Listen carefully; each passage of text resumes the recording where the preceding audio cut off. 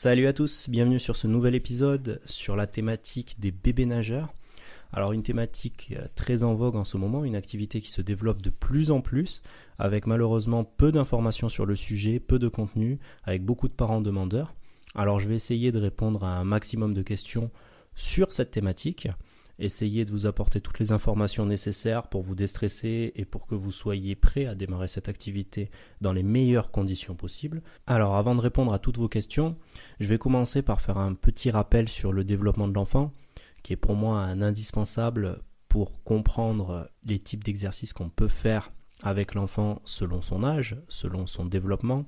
Alors bien évidemment, je vais me cantonner aux fenêtres d'apprentissage.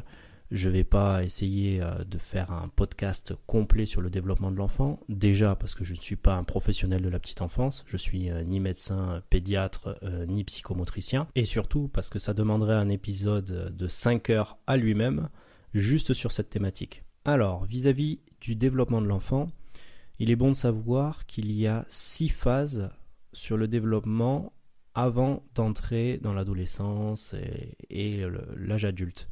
La première période se situe dans la phase intra-utérine, donc dans le développement de l'enfant dans le corps de la mère. Il y a 3 périodes. La période germinale qui se situe de la conception jusqu'à 2 semaines. La période embryonnaire qui va se situer de 2 semaines à 12 semaines. Puis on rentrera dans la période fœtale à partir de 12 semaines, donc 3 mois après la conception, jusqu'à la naissance.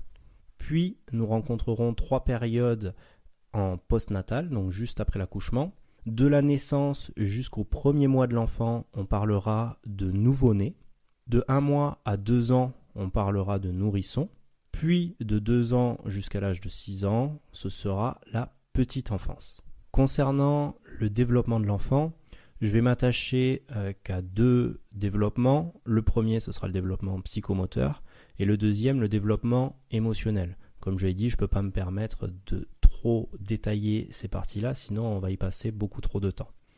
Bien évidemment, sur chacune de ces parties, je m'appuie sur des études. Je vous mettrai le nom des auteurs et les dates de publication de ces études sur mon Patreon. Concernant le développement psychomoteur, je vais vous parler du développement des sens, du développement du langage, des activités réflexes, même si la plupart partent avant 3 mois, il y en a certaines qui peuvent être intéressantes, dont une sur laquelle je m'appuie pour le développement. La partie développement moteur, avec toutes les acquisitions motrices selon l'âge de l'enfant. Alors, concernant le développement des sens, déjà, petit rappel, nous avons 5 sens, le goût, l'odorat, le toucher, l'ouïe et la vue. Moi j'en rajouterai un 6e, qui est la capacité vestibulaire, soit la représentation du corps dans l'espace. Donc dès la naissance, l'enfant possède déjà le goût. Il est en mesure de reconnaître le sucré, le salé, l'acide et l'amer, qui peut déjà ressentir au travers du liquide amniotique dans le ventre de la mère. Même si certaines préférences, bien sûr, se développeront au fur et à mesure des années, avec une préférence pour le sucré dans un premier temps, et une réticence à tout ce qui va être plus acide et plus amer qui viendra que plus tard. L'enfant, dès la naissance, possède déjà l'odorat, qui sera le premier moyen de reconnaissance de la mère.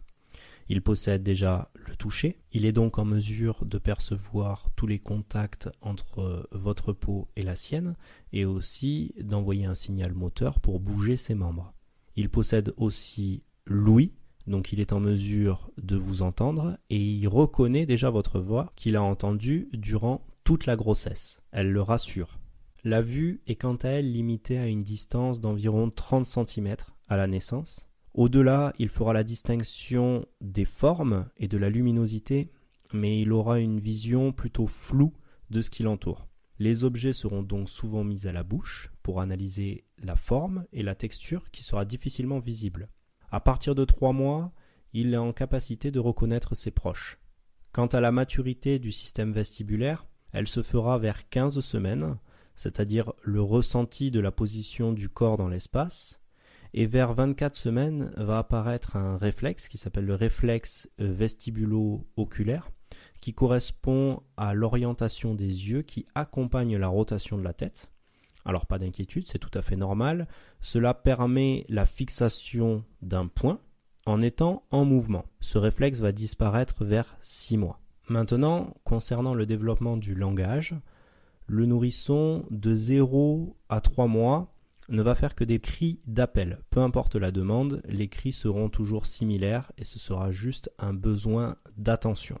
De 3 mois à 4 mois, les cris vont commencer à se diversifier. Vous allez reconnaître une tonalité très rythmée, signifiant la faim, des cris puissants et rythmés pour la colère, et un cri long en une seule fois qui correspondra plus à la douleur. De 6 mois à 13 mois, on va rentrer dans une phase de babillage, c'est-à-dire une production vocale avec les premières syllabes. Et c'est seulement à partir de 12 mois jusqu'à 24 mois où on aura un développement du langage, environ 2 à 300 mots, qui sont généralement des mots à contenu émotionnel. Dans cette période-là, on va commencer à voir l'apparition du non, de l'opposition envers le parent, qui pourra amener quelques contraintes dans les activités de bébé nageur. Maintenant, concernant les activités réflexes, j'en ai référencé 8. Vous allez très probablement les rencontrer chez votre enfant et je pense que c'est quelque chose qui peut être intéressant de comprendre le fonctionnement de votre enfant de manière involontaire selon les situations ou les positions. Alors le premier réflexe que j'ai noté, c'est le réflexe de grasping, qui est un réflexe d'agrippement. Donc dès que vous allez frôler la main de votre enfant avec le doigt ou avec un objet, il va avoir cette pince qui va se former, il va serrer l'objet et maintenir la main fermée. C'est tout à fait normal et c'est totalement involontaire. C'est le simple fait de vouloir s'agripper à la mère et c'est un réflexe de survie. Un autre réflexe qui est analysé dès la naissance par les médecins, c'est le réflexe de Moro qui correspond tout simplement à la sensation de chute. Ce réflexe se présente par un écartement rapide des membres lors de la chute, suivi d'un regroupement des membres très rapide. Un troisième réflexe, c'est le réflexe de succion. Lorsque l'enfant a faim, si vous placez un objet ou le doigt dans la région péribuccale, il orientera toujours la tête dans cette direction. Et si vous placez votre doigt sur le bord des lèvres, il essaiera directement de téter. Un quatrième réflexe, c'est le réflexe de l'escrimeur. Lorsque l'enfant a la tête tournée de manière passive d'un côté, il y aura une extension des membres du même côté et une flexion des membres contralatérales, c'est-à-dire du côté opposé. Donc il aura cette position de l'escrimeur vis-à-vis de là où est orienté le regard. Vous retrouverez aussi le réflexe de Babinski, qui correspond tout simplement à un écartement des orteils quand vous effleurez la voûte plantaire en remontant du talon vers le haut du pied. On retrouvera aussi le réflexe de reptation, qui est un réflexe d'ailleurs que j'utilise durant les séances de bébé nageur. Quand votre enfant est allongé sur le ventre, si vous placez la main sous son pied, il aura tendance à pousser sur votre main pour essayer d'avancer en rampant. Donc ce réflexe de reptation ressemble énormément en fait à un mouvement du reptile qui se déplace tel un serpent ou un crocodile. Toujours dans les activités réflexes, nous retrouverons la marche automatique. Si vous tenez votre nouveau-né sous les aisselles, le buste légèrement penché en avant en le mettant en contact les pieds avec le sol, nous voyons apparaître des mouvements alternatifs de simulation de la marche. Toujours sur les réflexes, et la raison pour laquelle je vous parle des activités réflexes de l'enfant, il y a le réflexe de la nage automatique. J'entends souvent « mon enfant sait nager dès la naissance ». Alors désolé de vous décevoir, mais ce n'est qu'une illusion relayée par les médias. Les mouvements qu'adopte le nourrisson dans les premiers mois ne peuvent en aucun cas s'apparenter à un savoir nager. L'apprentissage des nages codifiées peut être proposé à partir de l'acquisition par l'enfant d'un développement psychomoteur suffisant, amenant à la capacité de coordonner ses mouvements, et cela se fera que vers l'âge de 5-6 ans. Donc votre enfant ne sait pas nager à la naissance, il possède un réflexe, donc quelque chose d'involontaire qui se fait par le système nerveux mais que le cerveau ne contrôle pas, c'est la nage automatique. Voilà donc pour les activités réflexes. Maintenant concernant le développement moteur de l'enfant, vous retrouverez vers 3 mois un contrôle de la tête, Donc avant cela, pensez dans les manipulations à bien garder toujours un doigt derrière la tête pour éviter le coup du lapin et surtout ne pas secouer votre enfant, gardez-le toujours le plus possible dans l'axe. Vers 5 mois, il sera en capacité de maintenir la position assise au moins quelques secondes qui va augmenter progressivement avec les mois jusqu'à tenir plusieurs minutes. De 8 à 12 mois, nous rentrerons dans une phase d'acquisition de la station debout. Alors pas de la marche, de la station debout, en se maintenant à un rebord, juste réussir à tenir en appui sur les pieds. Vers 11-12 mois, nous rentrerons dans un apprentissage de la marche à quatre pattes. Alors, ce qu'on appelle la marche de l'ours, c'est-à-dire que les pieds sont au sol, on n'est plus en appui sur les genoux, mais les mains restent au sol aussi. On est totalement en déséquilibre avant, mais on marche toujours sur les 4 membres. Vers 15 mois, on rentrera dans la marche de manière plus assurée, donc sans forcément se tenir à un rebord ou se tenir à papa-maman.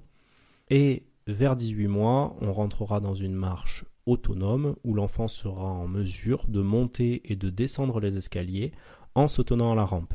Bien évidemment, je parle là de fenêtre d'apprentissage. Votre enfant peut acquérir ces dispositions quelques mois avant ou quelques mois plus tard, selon son mode d'apprentissage, selon son poids de corps, plusieurs facteurs peuvent rentrer en compte. Donc bien évidemment, ne vous inquiétez pas si à 20 mois, votre enfant n'est pas en capacité de descendre les escaliers tout seul. Ça viendra en son temps, pas d'inquiétude. Bon, je vais en rester là sur le développement psychomoteur, étant donné qu'on est déjà à plus de 10 minutes. Donc on a vu rapidement le développement des sens, le langage, les activités réflexes et le développement moteur. J'attaque directement avec le développement émotionnel. Alors comme je vous ai dit, je m'appuie toujours sur des études fiables, je vous les mettrai sur le Patreon. J'attaque de suite avec le développement des émotions primaires. Alors une première étude a été faite sur les 6 émotions primaires en lien avec les expressions faciales de l'enfant. Et on s'est rendu compte que l'enfant possède comme première émotion le dégoût. C'est la première émotion qui est exprimée.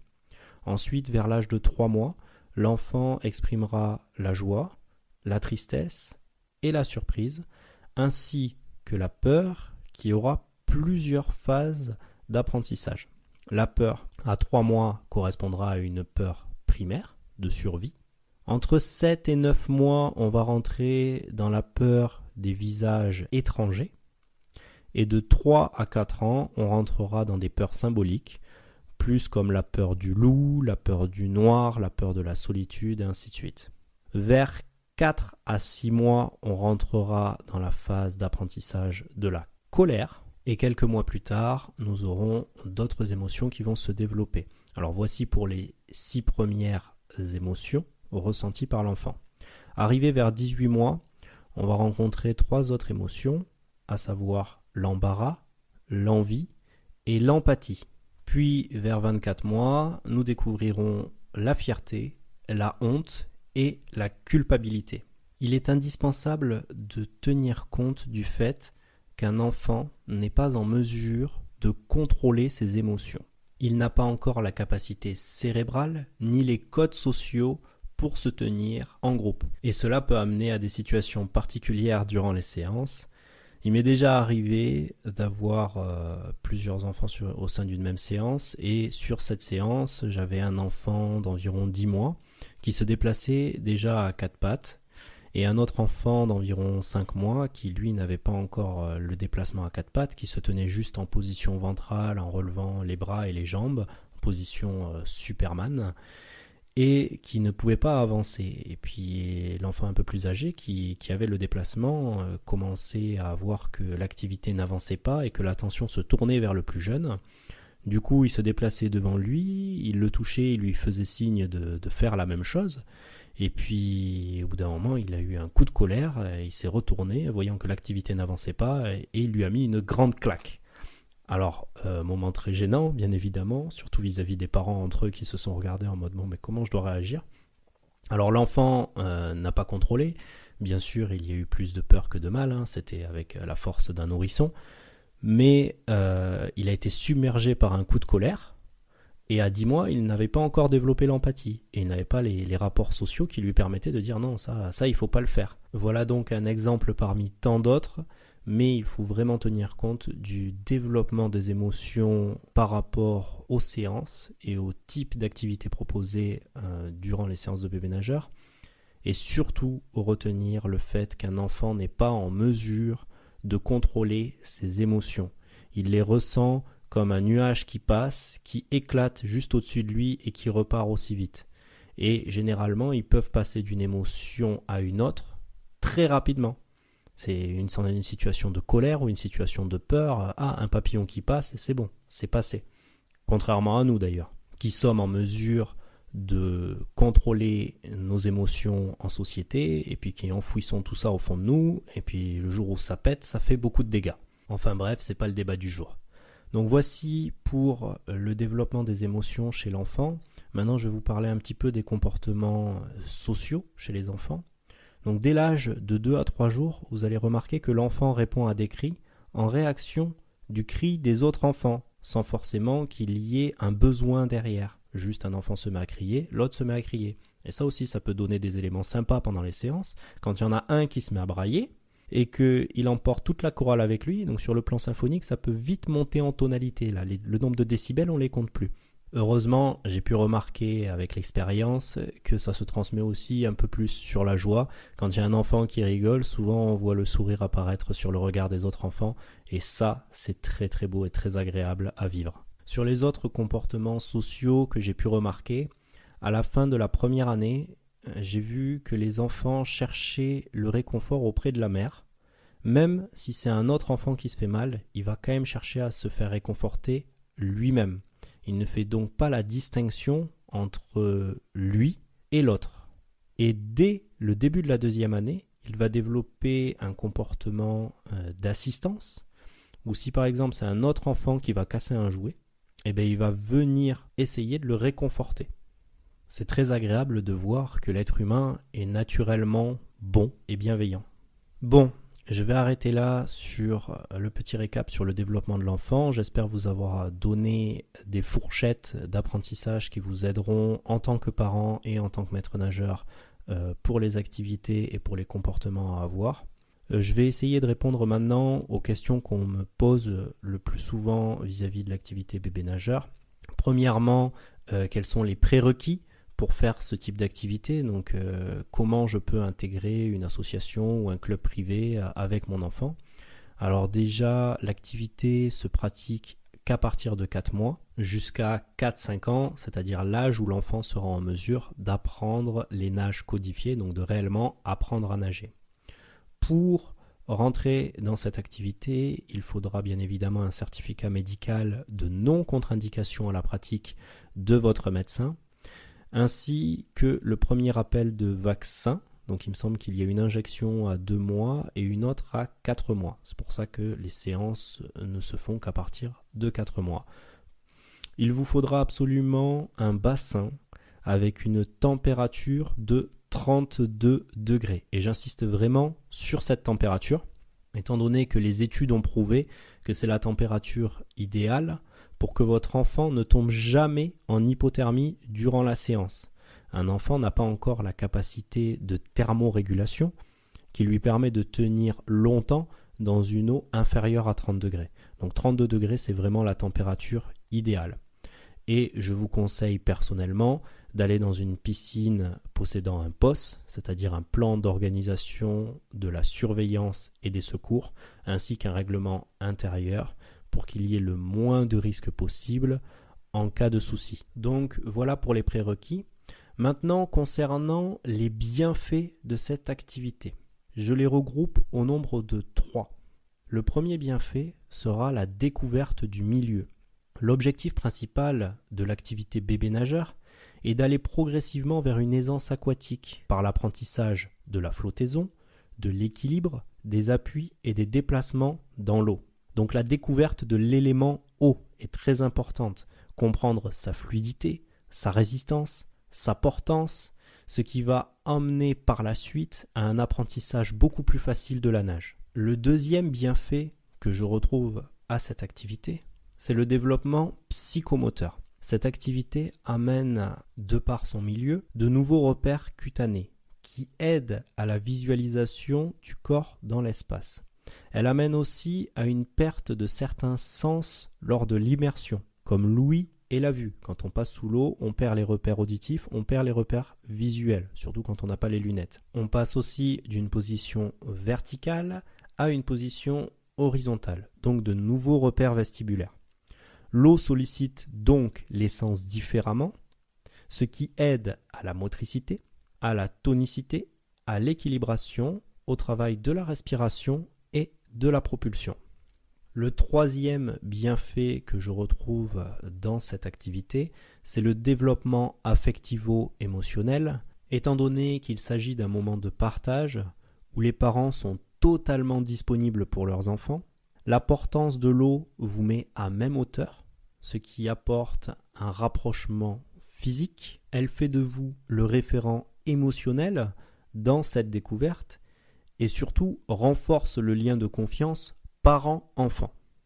De plus, les séances se pratiquent généralement à plusieurs, ce qui amène à un développement social avec l'observation, l'imitation, la coopération, le partage et une intégration bien évidemment des règles et des limites. Tout cela amène à une stimulation de l'envie de se déplacer, d'acquérir la marche, de grandir, d'être indépendant et autonome, donc de développer l'estime de soi et la confiance en soi. Voilà donc pour moi les 3 grands bienfaits de cette activité, à savoir vraiment la découverte du milieu qui amène un apprentissage de la nage beaucoup plus rapide, le développement psychomoteur et le développement affectivo-émotionnel.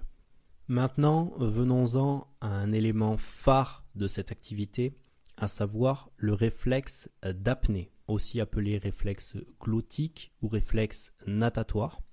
Alors, il s'agit d'un réflexe inné qui est présent dès la naissance. Il correspond à un rabattement de l'épiglotte qui vient bloquer les voies respiratoires lors d'une arrivée massive d'eau sur le visage. Nous possédons tous des barorécepteurs dans notre corps qui sont situés au niveau de la peau et des muqueuses, qui détectent les changements de pression entre l'air et l'eau. Ils envoient le signal à votre cerveau qui, par survie, bloque les voies respiratoires. Avec l'expérience, j'ai remarqué que pour le bon déclenchement de ce réflexe, il faut un changement de pression rapide en touchant un maximum de barorécepteurs. Les enfants boivent moins souvent la tasse lors d'une immersion rapide et complète, avec les yeux qui passent sous l'eau, que si l'immersion s'arrête au niveau du nez. La répétition de ce réflexe avec un signal de repère pour l'enfant, comme compter jusqu'à 3, claquer des doigts ou autre, va permettre de transformer ce réflexe en processus volontaire. Je rappelle qu'un réflexe est un processus involontaire. Donc le fait de donner un signal repère à l'enfant va permettre de détecter le moment où il faut inspirer et le moment où il faut bloquer la respiration lors de la chute avant d'entrer la tête dans l'eau pour ne pas boire la tasse. Alors l'immersion doit devenir un jeu et en aucun cas être forcée, sous peine de mettre l'enfant dans une situation d'insécurité et d'avoir un ressenti négatif qui peut amener à des blocages et le freiner dans l'exploration du milieu. Voici donc pour le réflexe d'apnée. Une autre question m'est posée régulièrement concernant le port des brassards. Dois-je mettre des brassards à mon enfant ? Alors oui, mais que dans le cadre de certaines activités où ils sont nécessaires.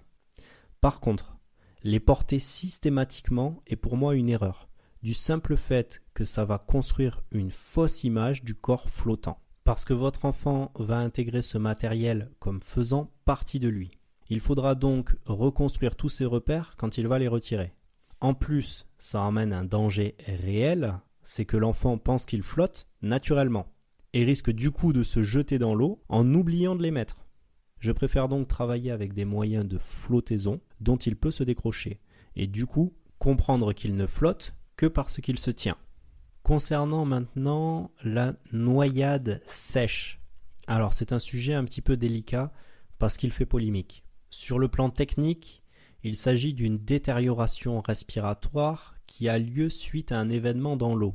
En quelque sorte, une faible quantité d'eau qui resterait dans les poumons, amenant à une réaction inflammatoire du corps qui diminuerait de manière dangereuse la saturation en oxygène dans le sang de l'enfant.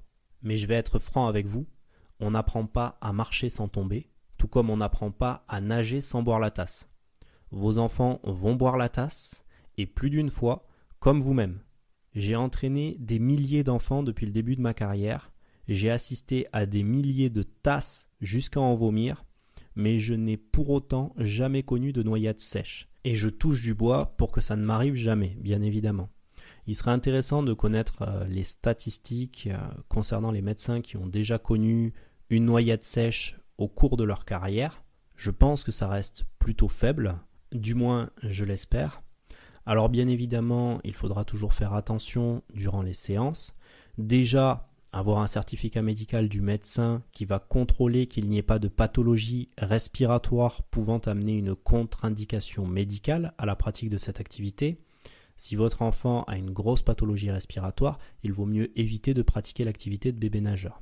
Ensuite, s'il y a vraiment un début de noyade durant la séance et pas juste boire la tasse, il faudra contrôler plusieurs symptômes, à savoir les symptômes qui sont référencés vis-à-vis de la noyade sèche, c'est-à-dire la dyspnée, la toux persistante, la cyanose, un teint grisâtre, des douleurs thoraciques persistantes, de la fièvre et une altération de l'état de conscience. Si votre enfant commence à devenir extrêmement agité anormalement par rapport à d'habitude ou très apathique, extrêmement fatigué, il faudra bien sûr aller voir le médecin, vérifier la saturation en O2 et suivre ses conseils et ses recommandations.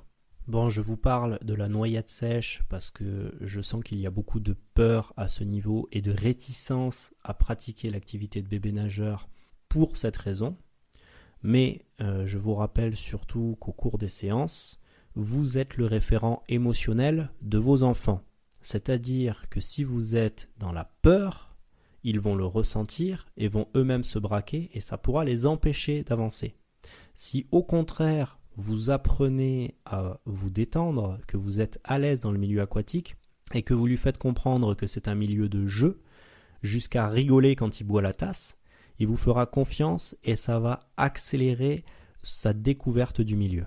Vous serez donc les premiers touchés par les exercices durant les premières séances, étant donné que ce sera à vous d'être en confiance dans le milieu pour pouvoir ensuite mettre vos enfants en confiance. Je vous conseille donc de ne pas prendre votre enfant si vous ne savez pas nager ou si vous n'êtes pas du tout à l'aise en milieu aquatique. Laissez votre enfant à celui des deux parents qui est le plus à l'aise dans ce milieu-là.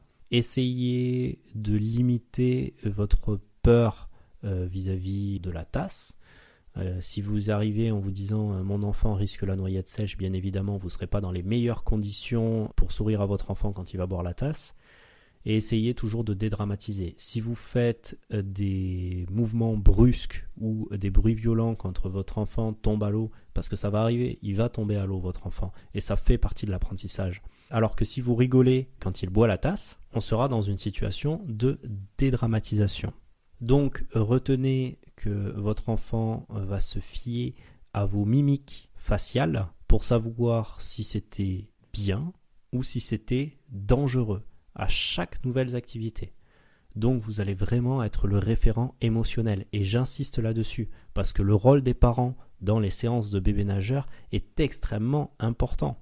Le maître nageur n'est là que pour proposer des activités en lien avec l'âge de développement de votre enfant, mais c'est vous qui allez devoir motiver votre enfant à lancer l'activité et qui allez devoir s'adapter à son niveau. Donc est-ce qu'on peut complexifier l'activité par rapport à son niveau ou est-ce qu'au contraire on va essayer de la simplifier ou de voir s'il est plus réticent ou plus motivé à faire cette activité. Il s'agit bien évidemment d'un moment de partage et non d'une compétition d'apprentissage. Bien sûr, il y aura des enfants qui vont avoir tendance à être un petit peu meneurs parce que très à l'aise dans le milieu et d'autres qui vont être plus réticents. Ne vous inquiétez pas si votre enfant a plutôt peur du milieu sur les premières séances, ça peut changer et avoir un déclic d'un coup. Avec l'expérience, j'ai remarqué que ça pouvait changer, mais de manière très rapide. Et ça m'est déjà arrivé de me retrouver avec des enfants qui pendant quasiment une année complète sont restés dans les marches au bord du bassin à pleurer toutes les larmes de leur corps et à vouloir partir rapidement. Et au contraire, l'année d'après, ils ont eu le déclic, ils ont lancé une activité, ça s'est bien passé, ils ont surenchéri jusqu'à arriver à une activité assez complexe et en fin de compte sont devenus les meneurs du groupe et c'est eux qui motivent les autres maintenant à faire les activités.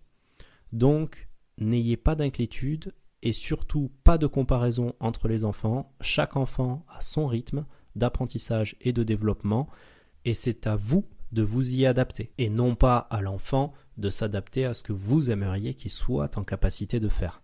Bon, ça fait déjà une demi-heure que je vous parle sur ce sujet.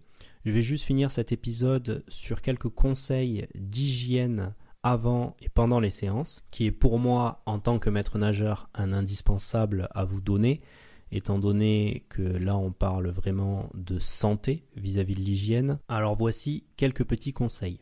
Premièrement, évitez les repas ou biberons à moins d'une heure de la séance, afin d'éviter qu'il y ait des régurgitations et des vomis dans le bassin quand ils vont boire la tasse. Pensez à vous moucher avant la séance, surtout sur la période hivernale où on a tendance à avoir le nez qui coule, puisque l'eau et surtout le chlore va avoir tendance à amener à une plus grande sécrétion nasale, surtout si vous êtes enrhumé. Pour les mamans, pensez à vous démaquiller, sauf s'il s'agit de maquillage waterproof. Pensez à emmener vos enfants aux toilettes ou à passer sur le pot pour les plus grands et mettre une couche spécialisée pour les piscines pour les plus jeunes. L'eau étant à 32 degrés, cela aide à un relâchement musculaire et amène souvent à devoir couper la séance avec un pipi pressant, sortir de l'eau, repartir dans le froid. C'est pas forcément le plus agréable durant ces moments. Il faudra bien sûr prendre une douche savonnée avant la séance. Plus nous apportons de matière organique dans l'eau, plus nous activons l'effet du chlore, ce qui amène à une augmentation du taux de trichloramine qui peut amener à une irritation des yeux et de la peau. Donc se doucher permet simplement d'amener le moins de contamination possible dans l'eau. À la fin de la séance, je vous conseille de préparer un petit goûter pour vos enfants qui se seront énormément dépensés. Et si vous voulez, vous pouvez prendre du sérum physiologique juste pour vous rincer les yeux. Étant donné que les plus jeunes ne portent pas les lunettes durant les séances, il peut y avoir une petite irritation oculaire. Rien de grave, je vous rassure. Pour tous ceux qui sont encore là, merci de votre écoute. J'espère que cet épisode vous a plu et qu'il a pu répondre à toutes vos questions sur le sujet. Vous pouvez m'écouter sur toutes les plateformes de diffusion audio comme Deezer, Spotify, Apple et Google Podcast. Pensez à vous abonner, c'est un petit clic pour vous qui m'est d'une aide précieuse. Et pour tous ceux qui souhaitent soutenir financièrement ce podcast, vous pouvez désormais le faire à partir d'1 € symbolique par mois afin de permettre à ce podcast de perdurer et surtout pour bénéficier de contenus exclusifs que je vous ai réservés sur ma page Patreon. Portez-vous bien et à bientôt pour de prochains épisodes.